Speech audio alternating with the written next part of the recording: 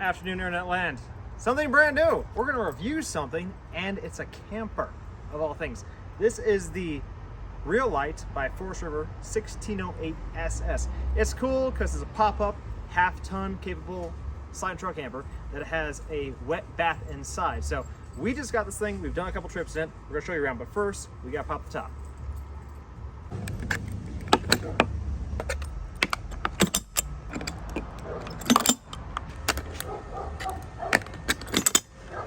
Now the cool thing about this unit is it has an all-in-one little controller here. This little guy right here will raise the camper up and down as well as raise the top by changing the modes up here. So with it engaged in the mode to raise the top, you hit the left-right button to lift, and there she goes up. Got it?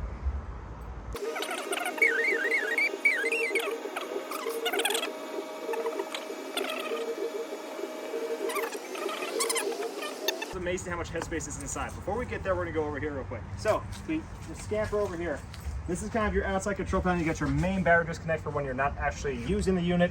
You also have a jump point for some reason as well, and then a nice little place to hang your plug, and that's where your plug hangs in for your 7 connector for the back of the trailer. Little window back here. If you have a sliding truck that actually has a sliding window in the back, great. And then those are vents for the batteries. Little bumpers too, those are handy.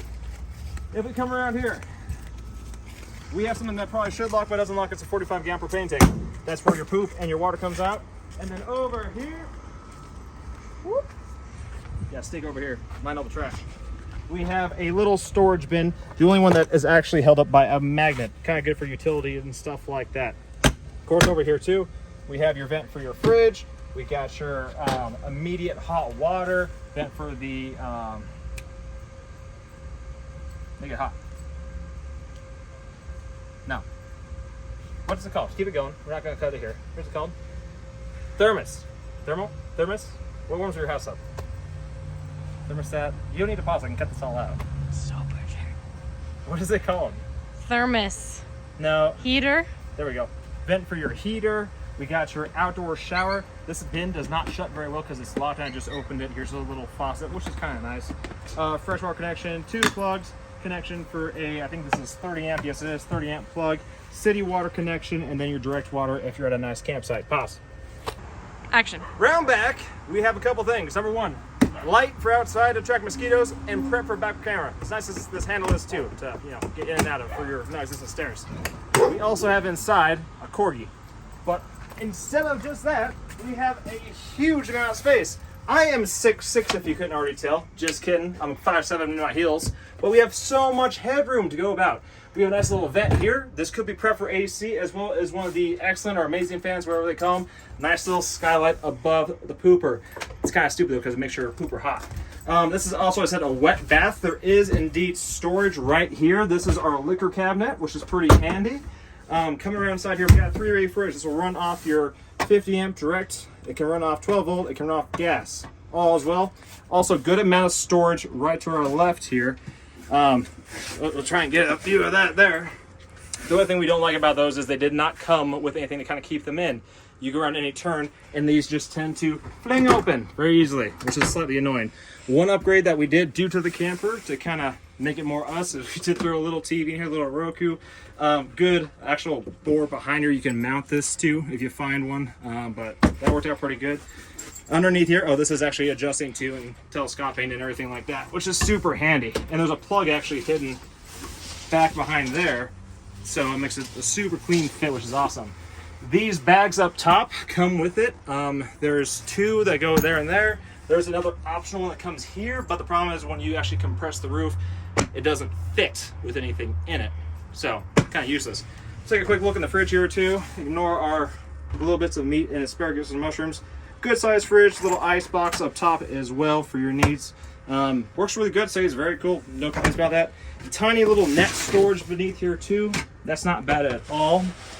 We of course have a 2-burner gas stove that works a treat. We've had no problems with that whatsoever. It's simple enough. We have our actual heater right here. We haven't had to use that yet. Next to it is the instant hot water heater. So this is cool because you can turn this guy on and you can select the temperature you want up and down by the degree, which is super handy. I wouldn't say it's super consistent, but it does warm the water immediately. This is just storage for wires and stuff like that. And then we have a little pocket right here. One thing I don't like about this is that if anything falls out of here, it disappears and there's no easy access to get to it back there. Up top here, we have two nice storage bins that go through and through. They're connected, super nice there. That's the thermostat for the heater, which is super awesome. And then we have a nice little AM, FM auxiliary Bluetooth radio as well up top here with these two little speakers. It's not amazing, but it could be worse. We at least have some tunes to us. If we come down a little bit more, we have our, this is for our solar panels. This version, being the Badlands edition, has solar panels. It's prepped for 2 batteries, and it has, what's the last thing it has? Oh, it has the Thule racks on top too, so you can mount a bike rack, ski rack, little box as well. Plugs, that's going to be your propane gas alarm, so gas to get in the alert, and that's your switch for your water pump as well, which is nice. Underneath here, one of the things that I've grown to complain about with this camper is that this constantly moves around and you're constantly stepping on this to get in the bed. But this is kind of your internal affairs department. We have where our 2 batteries are. We have our water tank. These things have been loose since we got it. We need to find a way to actually address that and also make this thing stay down, because right now it just is only held on by gravity. And then underneath Sarah's feet, there is one more little bit of storage, which is pretty nice. It's not huge, but you can fit a couple things on here. Mainly what we put down there is this little pole for the table that sits here. This thing opens up. You put your pole down here. I put some of the miscellaneous nuts and screws we had, some more things that came with the camper, and then our guide as well.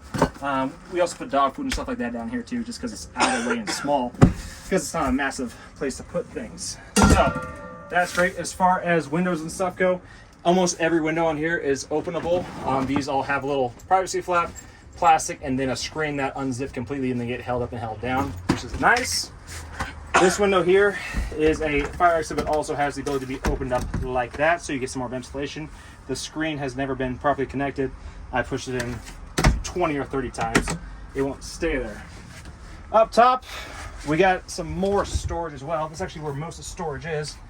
We got nice little pockets that we put these nice little thermal lamps in, or what are they called? Solar panel lights in. That way we can have a little bit of night light. They're not super bright because these LEDs, there's LEDs all across the thing. There's 2 back there, 3 right there, and then there's 2 more up here.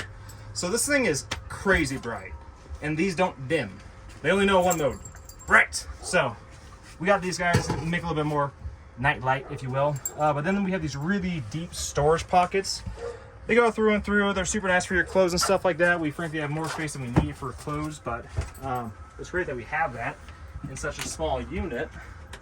And then of course I said the great fan up here, which does move a ton of air. So other than that, that's about it. Action. Ignore the finger in the last step, but a couple specs on this thing. 15 gallons of fresh water, 5 gallons of black water, and 0 gallons of gray water. Weird, I know. Just open that sucker up and it drains when you're taking a shower, so does your sink. There is no gray water capacity whatsoever.